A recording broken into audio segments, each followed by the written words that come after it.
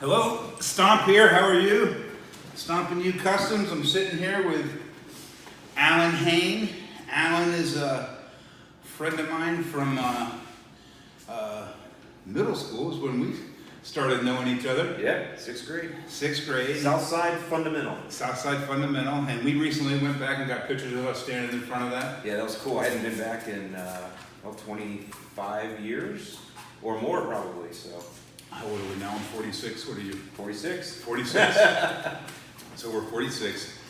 We're coming out of Southside Fundamental, and then now we're sitting here at my house doing an interview about how you stomp strong. There you go. And Hane and me for the last 2 years have been hanging out pretty much every couple weeks for a couple years.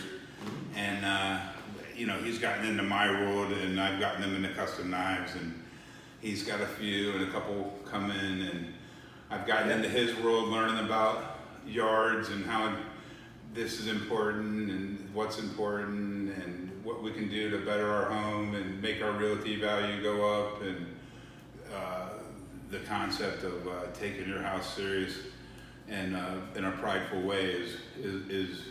You want to explain what you do? That's how I see it. I mean, yeah. Well, I mean, that's part of it. Is I tell people learn your land, right? So for those who don't know, I run a weekly lawn care show. I give lawn care tips, but I do it on YouTube instead of HGTV or DIY Network, something like that. I run my show from my house, and I run it on YouTube, and I give out lawn tips every Sunday. And it's what's happening in my lawn right now. What am I doing? Why am I doing it? And so, part of the underlying piece of that, though, is it's not just about getting rid of weeds and having a green lawn. It's about taking pride in ownership, but also, learning your land, learning that, when you buy a house, everything is dead. The walls are dead, the roof is dead, the floors are dead. These are not living things. They're actually decaying things. The roof is going bad. The furnace is slowly going bad. But your lawn is actually growing. Your landscape is growing, and you can have a different, I don't necessarily know the word relationship is right, but you can have a different experience in your lawn than you can with any other part of your house, and so you can learn from that. And there are things that you can do, or while you're working on your lawn, there are concepts you learn: patience. Learn how to observe things, learn what to know when something needs care. I mean, there's all have a schedule. There's all these things you can learn while learning your lawn and learning your land that can help you in life. So that was a long way to say it. How long have you been doing the program on YouTube now? So I started while I was at True Green. So I worked for True Green Chem Lawn for 15 years. That's where I learned about corporate lawn care. And really what I teach every week is almost the same thing I used to teach either my salespeople or my lawn technicians, depending what position I was in. I'm just teaching that on YouTube now. So how long have you been doing it? I'm just trying to get a timeline right now. Yeah, so I started at True Green Chem Lawn in 1998, and I started a blog of my own giving lawn care tips in 2007. Okay. And then I took that to YouTube in 2008 was my first video, I think, or 2009. So that's like in the infancy. So when you're in middle school, we didn't hang out in middle school much. We didn't know each other too much. And but you're in middle school going, I want to be a YouTuber. I want to be. Well, not middle school. I want to be the lawn master. We didn't. No, where did this start? We didn't start middle school. Did you have a lawn job first off? Yeah, so as a high schooler. As a kid, I mowed lawns. There was a girl that we went to school with, and her name was Rachel, in middle school, and I wanted to take her out to the movies, and so the only way I could do that was to mow some lawns, and so I mowed a few lawns when I was like 10, 11 years old. Is that the Rachel that was in my neighborhood? Did we? It could have been. I think we talked about it. She was last name K? Maybe not. I don't know. Okay. Rachel was a very popular name. Rachel's a popular name for our age group. Okay. A lot of girls like Rachel. Just like Becky is another very popular name for girls our age group. But okay, so you want to go out? You want some money? Yeah, so I did that, but I didn't like mowing lawns, man. It's Florida. It's I hated it, but I needed to make money. So that was my first doing, lawns, neighborhood lawns. I had like 3 or 4 or 5 lawns in the neighborhood that I would do. And, but no, I actually didn't even decide to start. I didn't discover my passion for lawns and grass and all that until I actually owned my first house. Okay. That's when I kind of discovered, wow, this is awesome. I can throw stuff down and turn the lawn green, or I can turn it into blue color, or I can make it grow faster, slower. And also just the way it looked. Like, man, this was up in Indiana, so this is what we call cool season grass, soft stuff, you know, Kentucky bluegrass. Man, I gotta tell you what, after you cut it in fresh and you step in that lawn with your bare feet, you know why you work hard for that. Sure. It makes up for everything. So I own a house too, but I never get into the grass, right? It's I different go in Florida, I go jump in the pool and I call it a day, you know? yeah. But in Kentucky, you have the seasons, all that, you know what I mean? And the yard's a fresh thing. It's like a beginning of the summer. Mm-hmm. And it almost sounds like you're doing a therapy the way you're talking about it. You're like, It I is. can make it blue, I can make it green. I control this shit. It rewards you if you don't water it and you don't take care of it. It will tell you, and it will look like crap, and it will tell you, hey. But if you do take care of it, it will reward you by looking good. And by the way, the other rewards come because when you do have that nicest lawn on the block, people say things. They're like, man, what do you do to your lawn? I've had that many times over the years. People go like, dude, what are you doing? That's great. I love that. What makes it like that? And people know. And that kind of pumps you up too. So you take that walk on the block, talking to your neighbor concept. You take it to YouTube. You have it at True Green first. You learn all the ins and outs from the business. Doing 10 years of True Green, you said, right? 15 years, yes. Yeah, so 15 years of True Green. the way it happened in True Green. Let's get through high school first. Yeah, let's do it. High school. Me and Allyn went to high school together. We still didn't hang out. St. Pete High, Green St. Devils. Pete High, Green Devils. We had a blast. And then he went to the Air Force, correct? Yeah, so I went to St. Pete Junior College for 2 years. Okay. And graduated with whatever you get in 2 years. Yeah. There. AA degree. Yeah. And then I went in the Air Force. Okay. And those two. And this is when you were trying to do you weren't going to college yet? Did you go to college after the Air Force? I did. So I was in the Air Force from 93 to 97. And You when did I got out- photography there, right? Yes, public affairs is the actual career field, 3N051. And so as public affairs, part of what we were we ran the base newspaper, which I don't think they even have base newspapers anymore, but back in those days, every base had a newspaper that you put out weekly, and we had a staff, and we ran a newspaper, 16-page weekly newspaper. So I was staff on the newspaper. This is interesting. It was fun. This is pre-training for what you're doing Well, now. so I did. So they put us through the Defense Information School in Fort Benjamin, Harrison, Indiana, which is it was a 3-month course. You learned about photojournalism, how to take pictures, AP style book, how to write, how to convince, convert, all these things, openings, closings, feature articles, interviewing. The beginning of marketing, the beginning of... Yeah, man, it was the best. I don't think there's a better journalism 3-month course anywhere in the world than the Defense Information School. And people that have, because public affairs across all, and I don't know if it's this way anymore, but that career field across all branches of service, we all went to school together. So when I went to school at Fort Bend, we had Army, Navy, Air Force, Marines, Coasties were there. Interesting. All going to school together. So that was a really good experience for me. And that's when I learned that I liked talking to people like this, in this type of a format. Sure. And I liked covering sports on the base and softball, and we would cover things off the base, on the base, people would go do things. So that's where I got that love of telling stories and using content to entertain. Sure. Was doing that in the Air Force. So that's awesome. It's weird how everything stepping stones, right? How do we get to where we're thinking we're stopping strong? It's always a journey of growth. It's never at the end. We're not at the end. We're still getting better. For sure, I can look back on everything in my life that I've done, and I haven't done a lot, but I'm saying sections of my life where I've learned different things and how I use all of those in some way now to do what I'm doing now. For example, when I got out of the Air Force, I went to Bible college. And so that was in Northwest Indiana. It was hardcore Baptist college, Bible thumping, and very competitive type deal. And so that was good. And I went to school there for 4 years, but I didn't graduate. So lots of Interesting. credits. Yeah. Interesting. It's unaccredited anyway. I say it's a knuckle dragger school. It's such knuckle dragging that they're not even accredited. But I learned a lot there. Because, when they teach you how to preach, they teach you how to get up and tell people on a Sunday that you're all dirty, rotten sinners. By the way, give me 10% of your money. You really have to learn how to really serve people and how to provide value to them so that you can also then tell them what they're doing wrong and expect them to give to you. You see how that works? So you have to have, it's almost like... Ever thought of that before. You have to provide a lot in order to be able to provide that type of a message.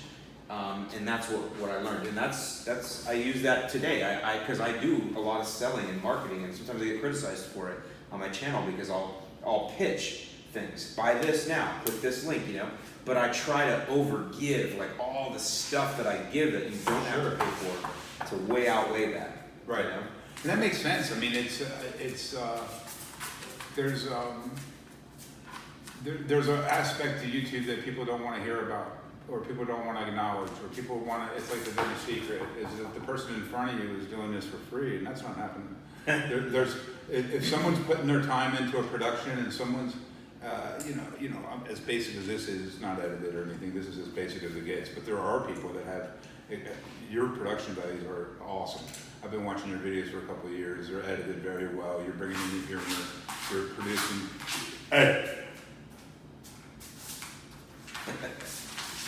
you're producing regular, he's got a little twitch.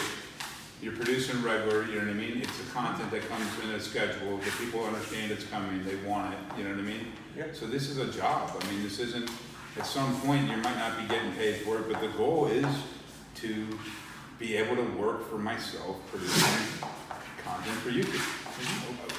In my own way. Your way is lawn care, sir, helping. And that's what the beauty of YouTube and social media is that anybody can now, there's no barrier to entry. So, whereas I think, yes, I'm a pretty good host of a DIY show. I would say that, and I don't think that's too arrogant to say, yeah, I think I host a good show, right? Sure. I mean, I'm doing everything though. There's no editors, there's no camera people. I mean, I do it all. But I'm saying, I think I'm pretty good. Well, that's great, but back when it was only television, I would have never been given a shot to do anything. There's no way. I'm too short, I'm not pretty, whatever. All of these things, I don't have what it takes. But that's what YouTube offers, is that I can find my audience and use my voice and barriers to entry are broke down. Now, because of that, to allude to what you said, because anyone can do it. Now, not everyone does do it, and not everyone succeeds, but anyone can do it. You are looked at in a little lesser of a position. People don't respect what you've done. They only see what you're doing now.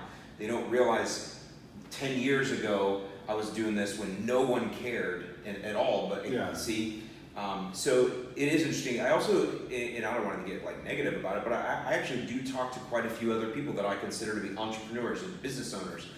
And they'll talk to me in a way that they don't respect what I've built in the way that they respect what they have. I would say that that's an old school thinking. Sure. Right? Like people go, oh, well, you're like Instagrammers. There's tons of people that make bazillions of dollars on Instagram. They've built large followings on Instagram. And people, well, you're just an Instagrammer. Well, he's an Instagrammer. Well, how about what it took to build that? And so few people can do it. And the work it takes to keep it consistent. And living in the public eye in such a way. And, today people, boy, they say anything they want on the internet. Right. Moose. Is his ball under there? Yeah, his ball's under there. Bro, shove your face under there and grab it. Yeah, he's going to have to. There you go. There you go. Go get it. The dog is 150 pounds. It's near the wall. Okay, so you get to... Moose, come here. You get the True Green. You're doing the True Green thing. Yeah. What's going on there? Are you liking it? Are you happy? So... I did. I time changes everything. Go ahead. Yeah. So time changes your outlook on things. So now when I look back at my True Green days, they're almost all positive, right? I have to think real hard to remember the frustration that I had. Sure. But certainly, as a young man in a corporate type environment, I have a big mouth. I wanted to say what I wanted to say all the time, and maybe that's one of my shortcomings, is that I always have to just take things over. I just do. And so I would do that, and I was successful. And I was successful within True Green, but I was also what I felt I was tied. I couldn't do certain things just because it was a corporation and whatever. So the long and the short of it is, though, no, I made the best of it. I learned a lot. I had great mentors there who taught me business, and they gave me opportunities to run very large businesses. I was general manager of a True Green branch that was $12 million. Yeah, I've never heard you say anything bad about it. Yeah, because I was just a stupid, young, frustrated, jerk young man. Right. Probably just unhappy with my life. Well, we think we know the best way to do something. And if you're willing to push that. Dude, I was an asshole. I'm just be honest with you. When I was younger, I was an asshole. I just was. Right. That's why when people are that way to me now, I try to be understanding. Like, yeah, I deserve that. Because you are what I was. I'll be honest with you. There might be a reason we didn't hang out in high school. I don't know. Well, like we've said it before. If we would have hung out, you might have put me in check, and I probably needed that. Right. I do suffer from the short guy syndrome too. A little bit. Right. So but all of those things have come to make me where I'm at now, and I think as you get older, you take some of those things, and it helps you to have empathy for others in a lot of ways. Well, the thing I like about you, and what we hang out, and what I know for positive for sure, is that you're constantly on a goal to try and figure out yourself and how to do better and how to maximize your own potential and to not leave things on the table. And if I have to gamble a little bit, I'm willing to do that. If I have to leave my job at True Green of 15 years to be able to do this YouTube thing, then I'm going to do that.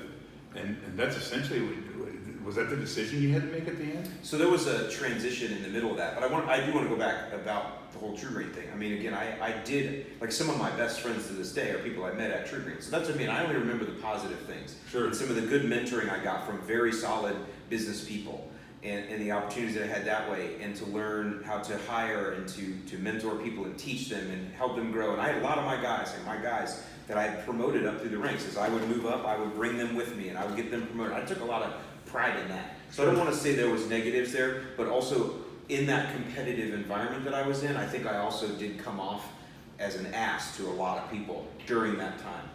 And so, but I think, well, to be successful, you almost have to be. you know, sometimes, but now I have the opposite. I have such a thin skin. It's really interesting how that's come full circle that way. But so yeah, when I was with True Green, I got to a point where I was just too frustrated with it. I was like, I'm not going to do this anymore, and I just didn't like that corporate controlled type environment. So I was doing my blog at that time, which was just giving lawn care tips on a blog, and it was doing really well, like 13,000 visits a month. This is like 2008, 9 in there. And I ended up selling that blog for 30 grand actually. Wow. In late 2009, which it was worth a lot more than that, but I didn't know at the time that 30,000 was so much money to me at that time. And I took that money and reinvested that into learning the internet, because I was like, wow, I built this blog that got 13,000 visits a month. Maybe I could replicate this. And so I started doing what's called SEO, search engine optimization online. I did what was called black hat SEO, where we try to game the search engines. We throw a lot of spam up, throw a lot of fake links, all kinds of craziness, right? And I was doing this while I was working at True Green, so that's how I was getting my outlet. I was learning internet marketing while I was working for True Green. And the long and the short of it is doing all that black hat and stuff actually made me appreciate what Google was and appreciate proper search engine optimization and good content and things like that. And that brought me back to some of my days in the newspaper. I was like, wow, if I stop trying to game Google and actually give them really good content like I did in my original blog, look at what it can do. Sure. So I started learning that and doing that, and I met this guy named Joe Chura, who had a very small company, had 8 employees at the time. He was running it out of a library, and they did digital marketing for auto dealers. And he hired me. I was his 9th employee. I was their first vice president. I took a very large pay cut from True Green because I had been there 15 years and moved up. A very large hit in salary to go and work for this little startup. Wow. And I learned the whole auto business, and I didn't know the auto business at the time. Well, I know the auto business now. I don't like everything I know about it. But I will tell you that we did the marketing, we built their websites, and I watched this company grow from very small to where it was acquired last year for $160 million and taken public. Yeah, and I didn't get any of that, and was quick to say. I got to watch it being built though, and I got to hire a lot of the people that are still there today that are in leadership. Kids, there's vice presidents there that are 29, 30 years old, just killing it, man. Millennials, that's where I learned my love for millennials. If they are the hardest workers and winners. People say millennials are lazy, they want everything given to them. They're the ones so that you're seeing something totally different. That's bullshit. People that say that are the same people that called me a stupid latchkey kid in the 80s, and you'll never amount to anyone, you latchkey kids, right? You could probably go back in the 60s, and those people are on Congress now. So no, every generation has, low points to it, but the thing about millennials and the way they were raised to be winners. That's what they were raised to be. So if you take a millennial, I know they hate being labeled that, but that age group, and you give them opportunities to win, guess what they fucking do? They go win. Interesting. And you build a giant company very quickly out of people that are severely loyal because you keep letting them win. Yeah, I remember crazy. talking to you when you were there, and you were saying these guys were just pulling hours that were just insane. I mean, just working so hard. And I couldn't believe their loyalty to our company. I mean, I could believe it, but I couldn't. Like, I was just like, these people these kids should be out, partying at night, and they're not. They're freaking up with client calls at 9 o'clock at night because they're on the East Coast and the clients on the West Coast. I mean, just getting whatever it takes. Yeah, and auto dealers are open until 9, so they're hammering through. The dedication was there, and like I call them kids because they're kids to us, but they're still, a lot of them are still there at that company, even though it's been acquired now, and they've risen the ranks because it got acquired by Cars.com, right? Which is a public company, so they're rising in the ranks there, and I love seeing that. But so I did that for 6 years, and I left there when it did go public and it did become corporate, I started getting those same feelings again about that I had when I was at True Green, because I'm not a corporate guy. But now I'm older and I have bigger balls, and I said, I'm definitely going to go. And I had been building my YouTube now for all of this time, and so the YouTube got to a point where I was like, ooh, I could actually take this that I've built. Fortunate, I've had a day job for all these years, a good one, that taught me digital marketing, by the way, and that's essentially what YouTube is. Right. Allowed me to build this YouTube channel on the side to where it got so big that I still had my day job. So it was very easy to leave that day job. And so I didn't leave on bad terms. It wasn't like that. Was there like a certain number you were at in your mind? Yes, exactly right. I could see where the revenue was from the business that we run behind YouTube, because we have a store, we sell fertilizer and all kinds of things, right? I could see where that revenue was, and I'm like, if I took the time that I use in my day job, and I took that time and put it into YouTube, it would grow this way. So you knew there was I could see it growth. Because I was older, because I didn't make this decision when I was 25. If this would have come to me this point, when I was 25, I would have screwed it up inside of 6 months. Right. So it's good that it came at, I hit my entrepreneurial stride at age 45, because I've only been doing this full time about a year now. So. Right. No, that's awesome, dude. It's killer. So you go into it full time a year ago. Mm-hmm. You're pretty confident. You know where it's going because you can see the projecting. You know the market. You know the numbers. Well, and I have good partners I work with, and the thing is, we've been able to bring in some really good partners to help with some of the things that I sell online, right? And I believe, if I remember right, when we first started Hane, you were working for the other company, and you had about 80,000 subs, and that was 2 years ago. Yep. And then now we're 2 years later, and you're like at 270, right? Yeah, about 270 right now. About 270,000. So man, the growth in 2 years to go up. Yeah, and there's even guys now growing even faster than that. YouTube itself is growing, so you should benefit. That's one of the things. It's not like I'm the best YouTuber. There's a lot of other guys that do lawn care tips that are better than me, that have nicer lawns. They have smarter ways of describing things. My way is unique, and their way is unique. They're just better at it. And they're prettier, some of them, Sure. So all of those things they have going for them, so they can grow a lot faster. My benefit is I have 10 years of content already on, so that helps to...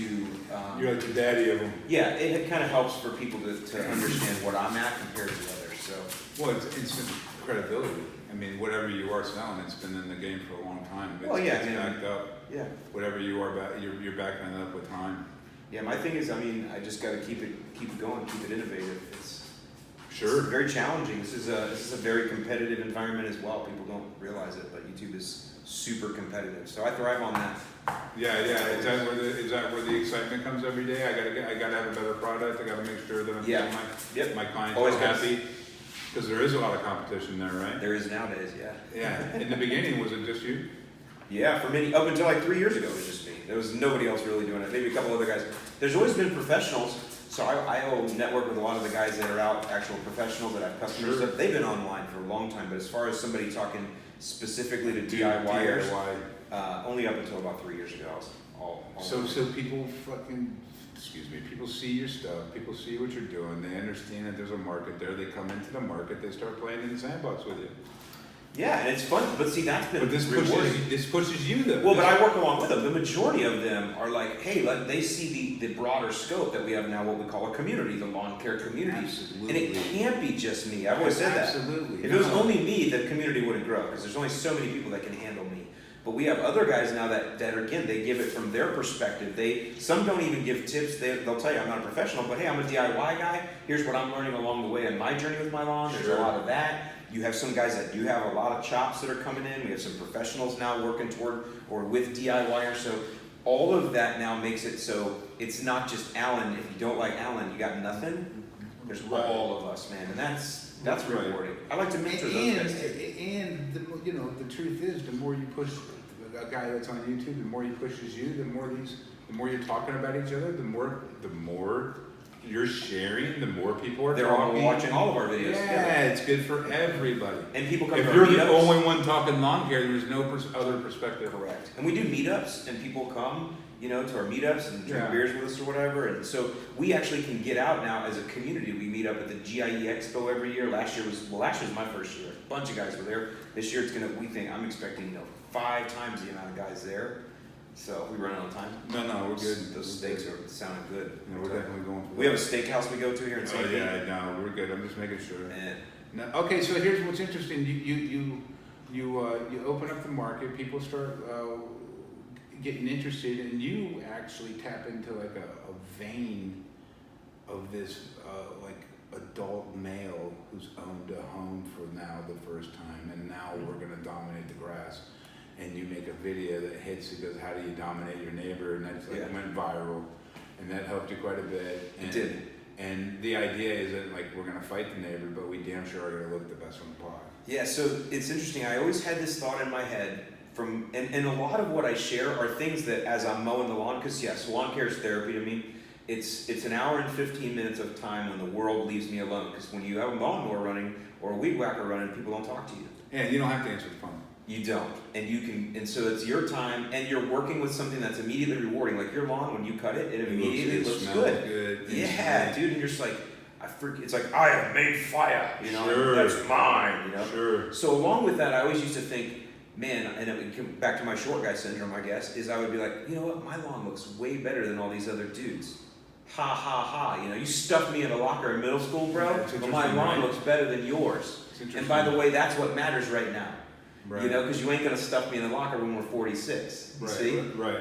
And so I made a video where the neighbor that I dominated in that video was a nice guy. He's a police officer. I mean, it wasn't that. There's no true animosity. Yeah, it's what I'm saying. It's but not it is about certainly, that. but it's certainly that. Like if you go to your high school reunion and you're actually feeling fairly fit at the high school reunion, you kind of look at everybody and go, I stayed fit when you didn't, right, or whatever. Right. It's one of those things. I'm within 30 pounds of where I was. Not 200 over. Right. Yeah, I didn't exactly. Or for like I kept all my hair, ha ha ha, you know. Thanks. I appreciate that. I know. I appreciate Even though, that. but see, that's not one you work for. You just get lucky on that one. Right. Yeah. So some of us are still pretty without it, so it doesn't matter too much. But there's a lot of overlaps with that. So we're talking about the relationships that you have in these ways. But certainly that domination thing, it struck a chord, and other people are like, hell yeah. Well, yeah, it's very primal, isn't it? It is. It's interesting. It's your little patch of land. We've gotten to the place where it's our spot, mm-hmm. and you know, I feel the same way about just the ability to own it. Like when I make my payment, it doesn't bother me a bit because it's yours. It doesn't bother me a bit when I make a mortgage. And 100 years ago, you might have had acreage. You would have had acreage, right? Right. And people would judge the size of their farm. Well, our guy's farming 2,000 acres. You know. Sure. It's you know, for me, when I was a kid, as a kid in Florida, right, the people who had the pool were rich. The rich kids. The rich kids. And if you had an above ground pool, you didn't tell anybody because it was embarrassing. It didn't matter, right? But that's Florida for you. But the real pool was the in ground, and we had one in our neighborhood. So when I became old enough to buy a house with a pool, I was like, I've arrived. Am I rich? There's no way. I feel the same way. I'm on teacher money, but this makes me feel good. I'm gonna sit in my backyard. And so I used to like design my yard around the pool area, so the pool would be the focal point. I remember where you had your hawks. We would throw. Right. And it had a tiny yard, and the grass was kept, but there was enough for the dogs to go in the back. But I kept the pool area real nice, and ended up putting trees all the way around. Because that's your thing. It's the same reason why you keep your house painted nice, and it's all of that. You want. The other thing is you want to project in your neighborhood that hey, I'm somebody that cares here. Yeah. You know what's inside, what I care about on the outside. Well, on the inside, those people care that same way, and we're good people. I think there's all something to that suburban thing. When you're whipping out a handmade custom knife that matches your watch, but you're wearing sleeves and Levi's shorts, and you're not going to change your look for nothing, but you're walking around with custom knives. There's a reason I'm not walking around with Spyderco. That's probably a more functional knife, but it doesn't say that, right? Yeah, when you pull that out at the range over there, people stare. They all want to touch it. Yeah, it's just badass, right? And so this is what makes me feel like a badass, right? So something, it's the yard. Sometimes it's whatever you're into. Correct. Right. That's so right. The idea is to have the hobby that keeps your mind going. Mm-hmm. And it's almost like a meditation, but it's also like a self-gratifying because I think I'm better at something than somebody else. That's a piece of it, and that's not everything. It's definitely not. Like most of my neighbors in my neighborhood, they think it's funny because it's now. But it's marketing. It's funny, but it just touches a nerve, is what it does. And then people come into the community and they learn about the rest of it. Like literally your lawn is always changing depending on the weather. It can get a disease and get insects. And so you have to pay attention to that, and when you do, it keeps you on top of it, and you learn your lawn over time. Like I know the weak spots. I know that when we get a day over 95, I gotta water that spot every time. It's just how it works. Yeah, when I started hanging out with you, I didn't know anything about lawn care, and then I go in and I started watching your channel, and it was almost out of curiosity and like I'm gonna support him. This is my buddy Allyn. I'm gonna support him. I'm gonna watch his stuff. I'm gonna put the notices on. But then I start watching, right? And then I'm like, dude, he's talking about like sundials and fucking timings and.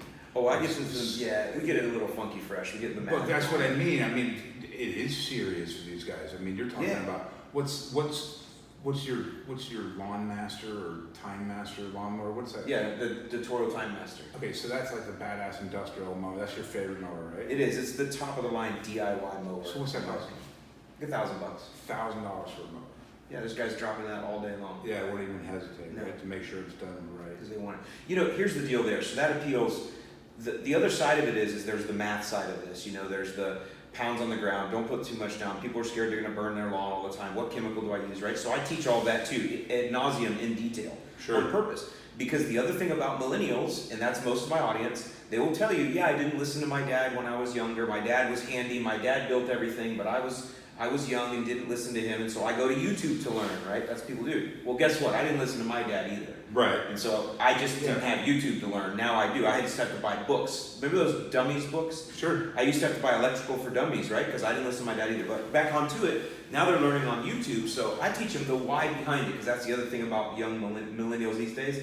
They'll do what you tell them, but they want to know why.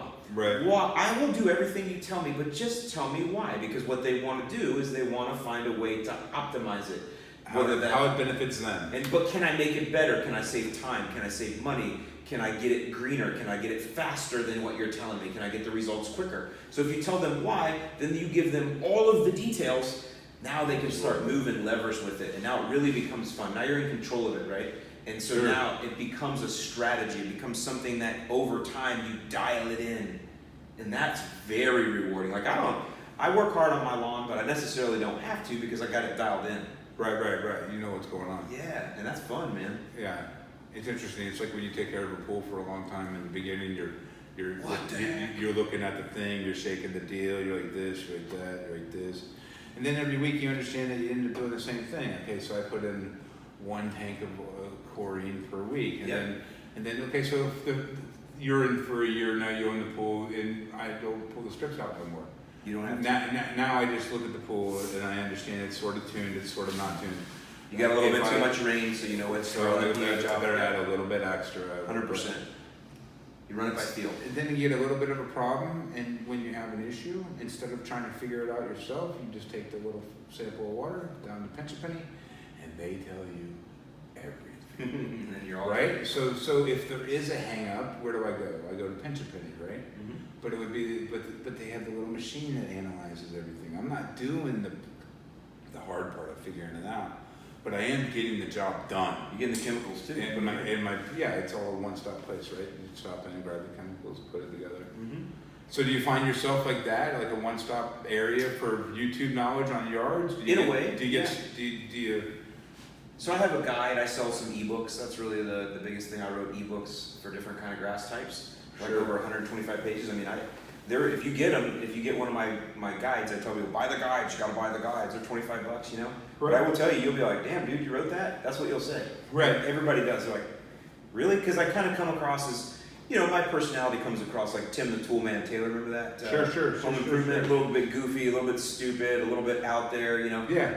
When people get the book, they're like, geez, dude, you actually had some chops. I'm like, yeah, I certainly do. No, you absolutely know what's going on with yours. So when they get that, that's the pinch a penny. Get that. I'm going to give you all the baseline knowledge that you need in there, way more than you need. And then you can listen to my podcast. I do a weekly podcast, well, mostly weekly. That's an hour and a half where I answer questions. Then I have my weekly videos that I do. Those come out every Sunday now. And I have a weekly email that I send out as well. So I have 3 different ways now that I'm pushing content out. So people can read it, they can listen to it on a podcast, or they can watch the weekly video, or all 3. Is there any way that you end up referencing your old catalog? All the time. Yes, 100%, man. Because isn't that an easy way to do it? Just hey, why wouldn't it? It's good content. Go to this episode, blah blah That's exactly what I do. But right now, hey, sod webworm in the Midwest might be a problem. Here's a video I made in, and literally sometimes it's like in 2004, Exactly. 2007, not 2004. But yeah, here's a video I made like in 2009, boom. Because you sort of are the authority, right? And it's already, you've already talked about a lot of situations already. Why wouldn't you be able to go back to it and figure it out? Yeah, and people appreciate that because the older videos are not as well done, they're not as well edited, my hair is not as gray. Right. And so actually people appreciate it. They're like, oh, that's cool, man. Thanks for showing the old video. They kind of like that. Right. Because they could never dig through 10 years worth of content. But I know where it's all at. So, yeah, man, I love referencing the old videos like that. That's cool, man. And it's a resource for everybody. It's not just... It's all out there. It's redundant on your end too, right? So that's all free stuff. Look, that's like being a teacher. You're essentially teaching the same things every year, but you have to find ways to make it fresh. Otherwise, you're going to just get bored. Yeah. So that's what I'm doing. I'm making it fresh for the new audience, but really for me. Well, the lessons come no matter what, right? It's going to be the same. It's going to be the same questions in different ways, different formulas, different problems. And but it's all the same questions. Yeah. New people are always coming into this medium to learn. And essentially, that's what I am. I'm a teacher. Yeah. It's really what I do. I like to teach. It's interesting how you've taken the military learning how to do the newspaper for the military. Mm-hmm. You take that. You take the knowledge of the yard work, not yard work, but knowledge of yards from tutoring. Mm-hmm. And my training for being a preacher. Yeah, how to talk to people, how to bring value, in how content. to speak in cadence. I use. People say, you talk fast. No, I speak in a cadence on purpose because it's just my style. That doesn't mean I think it works for everybody, right? The cadence that I speak in, it grates on some people, but that's fine. I need to speak my way and my cadence that I'm comfortable with to deliver my content, right? And enough people will be like, I don't mind receiving the content this way. But it's interesting because as your friend, right, we don't talk about the yard stuff, but this is how you talk. This is when we're talking about stuff, whatever it is, this is your normal effect and tone, right? If I thought you were acting like a salesman, because I've seen that before. guys that get on the phone like, hey man, what's up, going on? I got a call from a customer, hold on a second. Okay. Hey, how you doing? Oh, they change it. Yeah, it's just a little ring in their voice. They just sound a little bit like this. So I do that too, but I laugh about it. Right. When I'm pitching, I tell people. I'm like, you guys like when I get pitchy, so here we go. Right. See, no, I love that. Billy Mays is heroes, right? God rest his soul, Billy Mays, man. But I love that kind of stuff. We talk about Lynn Thompson from Cold Steel, right? Dude, that guy, ultimate pitch man. Love him. Dude, Lynn Thompson, I love that dude. If I could, I want to be like him of the custom knives, right? Dude, I agree. So he's a very controversial guy, but there's nobody that sold more knives in the history of man. Nobody. No, nobody. And the guy's a true savage. Like, you watch his videos, you're like, okay. This 100-pound overweight, 5 foot something. He's wearing pleated Dockers and a freaking polo shirt, and he's chopping down lamb legs.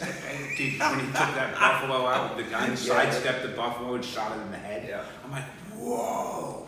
How gangster is this guy? Yeah, he's so Billy May Hayes, these guys are influences for you? Yeah, I watch QVC at night. There's a guy named Richard that sells all kinds of stuff.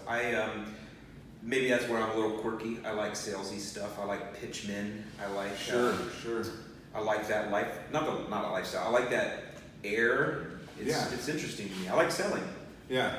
And it's something I believe in. So this is, everybody says it, but I believe in what I'm selling. I believe in the products I'm selling. I know they work. Yeah. So you get, my passion comes across with that. Yeah, and so, it's natural. Yeah, so sometimes I'm not putting it on or turning it on. It's actually, I just get to talking about something that I like a lot. Yeah. I just freaking start. It's like me whipping the knives out and showing everybody. Yeah. So you do it. Like we go to Shoot Straight over there, and you find an opportunity to talk to a guy at the knife, and all of a sudden, bam, you kind of roll into a cadence, right? Sure. It's still you. It's you everywhere you go. Yeah. But it is definitely a cadence because you're talking about something that you that you're comfortable that you're into. Right. Or comfortable. There you go. Or like you look at yourself as the authority right now on this spot. How about like I'm going to defer to this dude for guns, even though I like my AKs, I like certain pistols.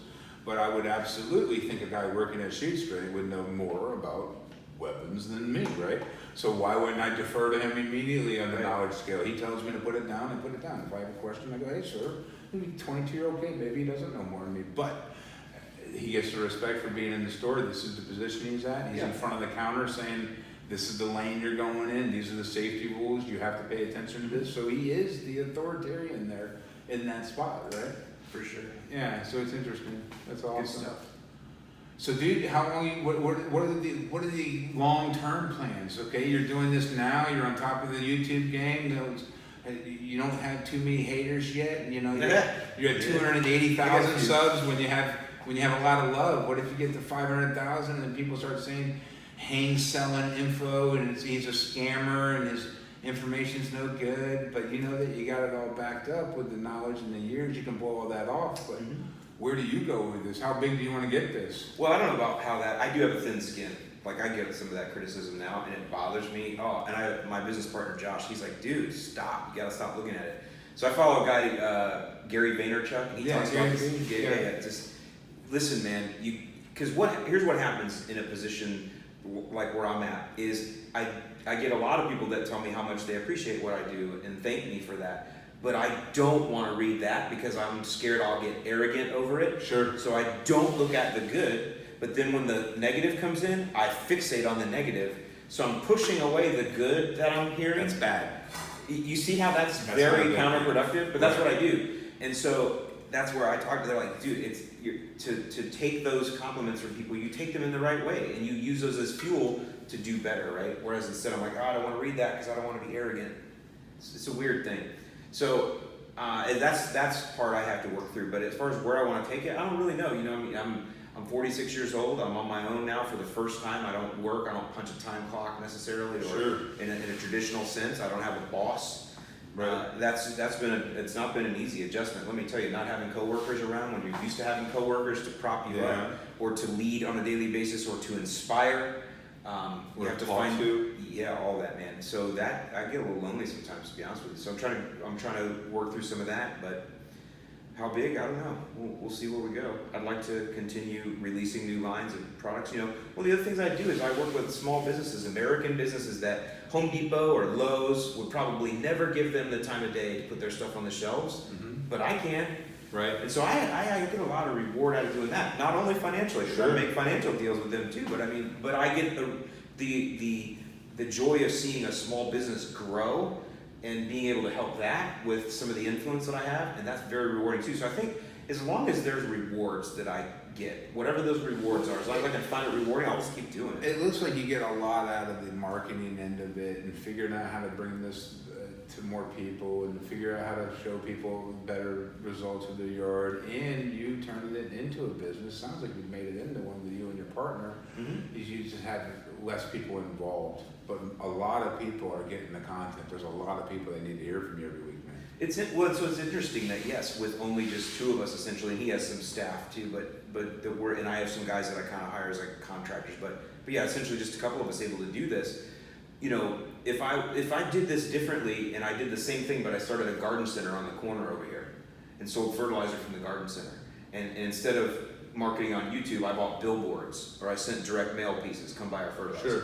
It's really the same thing. I'm building a business. I'm building a garden center online. That's essentially what I'm doing, right? Right. It's just that there is also all of this content that I create to teach you how to use the things that I sell in my garden center. Well, yeah. And by the way, there's a community to get involved in, of people that are supportive, that have done what you're doing, who have succeeded, who have answered the questions that you have, who have faced the challenges that you do. Because some people they'll work hard on their lawn, dude, and something will happen, and they get devastated. Right. I've seen it. Yeah. And we're like, and that's okay. I don't ever want to make light of that. I want to be like, damn, you're as passionate as me. Well, think about it. Right? That's awesome. You grow something for a year and it goes to crap, and you feel like shite. Yeah, buddy. And especially if because what people do is they'll tell their wife, hey, babe, I'm gonna make this lawn look beautiful, right? And then it starts looking good, and the wife's like, you did a great job, and they love that. And then something happens, you're like, oh. Dude, I get that, man. Isn't that crazy? The time, the money, you got to be able to justify what you're doing something with. All of that. So we have a community that's supportive around that, and that's what a Home Depot doesn't give you, or a Lowe's, or nothing like that. There's no community there. Well, there's no knowledge. Like-minded You're giving people. up-to-date information about what's actually going on. Yeah, and I think we do it when you're showing somebody how to make a little gadget so you can line your edge when you're dropping down fertilizer. I mean, that's do it yourself type stuff. Yeah, so that's the practical stuff, the fun stuff, hacking. That's what people want to hack their lawn. That's what they want to do. People like to hack things. So you obviously, when I do the Stomp Strong stories, this is a story about people stomping strong. This is it, man. You're killing it, and I'm very appreciative to have seen this story live, right? I've been around for 2 years. You've seen the biggest growth of it in the last 2 years. There's no transition. You've been pushing me for 2 years to get on. There's none of that happening without you, right? You're a super influential guy. I'm glad that we've been hanging out this last 2 years live. Thanks, bro. Yeah. If I meet anybody that wants to do YouTube, they'll get an earful from me in a positive way. All right, fine. Like I tell you, then you start making videos now. And what everybody says, what people always say, oh, I don't know what camera equipment to use. Bullshit, use your phone. I don't know what editing I should. Bullshit, use your phone. Right, same thing. Because you will regret if you have an idea and you have a voice that you want to express that idea in that voice that's in your head, and I know that a lot of you all do. Right. You will regret not getting it out there now. Because what happens is when you'll get better, you see now that you're doing it, you make leaps and bounds of improvement every week now, right? As you learn. And your workflow improves, so it gets easier and less frustrating, but you got to overcome some of that in the beginning. But what will happen is, as you grow and as your audience grows, they will actually appreciate your old shitty videos. Right. Like we were talking about earlier. They'll go, damn, dude, you really sucked. Well, it's also sincere, though. It's also not corporate. It's not polished. And I try not to be too polished because of that. I don't want people to think that I'm like some crew. It's me, dude, and a selfie stick still. Right. I use 2 GoPros. Yeah. You know what I mean? It's awesome. Yeah. That's awesome. All right, man. Where can they find you? How do they get a hold of you? What's your information? Drop the. Well, I got that pitch going on. So yeah, we have a store, thelawncarenut.com, and that's where we kind of sell all our products and everything. We also have an email newsletter. If you're somebody that wants to get a weekly email with lawn tips, you can sign up there at thelawncarenut.com. And then of course you just go to YouTube and search The Lawn Care Nut. And my videos will come up. You can find the channel that way. And I have a podcast also called Lawns Across America. Okay. And that's where I answer questions. People call in or email in, and I answer questions from all over the country every month. And I put those into a podcast that's about an hour and a half long. So there's also a YouTube version of that. So that's all over the places you can find me. That's awesome. Allyn, Hane, I love you. And I can't wait to go get some steaks. Awesome. Yeah. Doing Moe's, man. I can't. The last time we're going to get steaks, man. I'm leaving tomorrow or next week. Sad, man. Sucks. All right, we'll be good. All right, but thanks. Get this turned off here.